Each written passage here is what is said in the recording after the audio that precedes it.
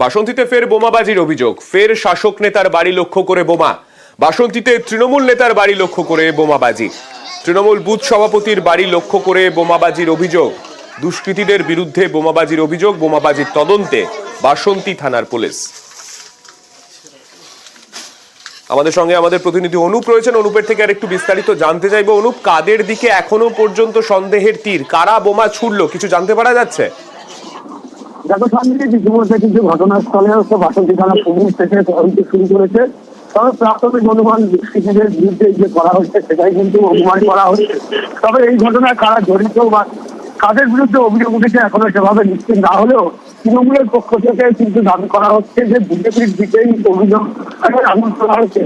BJP আশ্রিত দুষ্কৃতীদের বিরুদ্ধে অভিযোগ করা হচ্ছে, কারণ এই যে 168 নম্বর উত্তর মকমবেড়িয়া অঞ্চলের যে বুথ সভাপতি হারবানি গ্রামের অশোক প্রধানের বাড়িতে গতকাল মধ্যরাতেই বোমাবাজি হয়। এর আগেও কিন্তু এই এলাকায় বোমাবাজি হয়েছিল বলে এমনই দাবি করছে স্থানীয় মানুষজন থেকে শুরু করে বিধায়ক শ্যামল মন্ডল তিনি কিন্তু জানিয়েছেন যে এই ঘটনায় বিজেপি আশ্রিত দুষ্কৃতীরাই এই ঘটনা ঘটিয়েছে।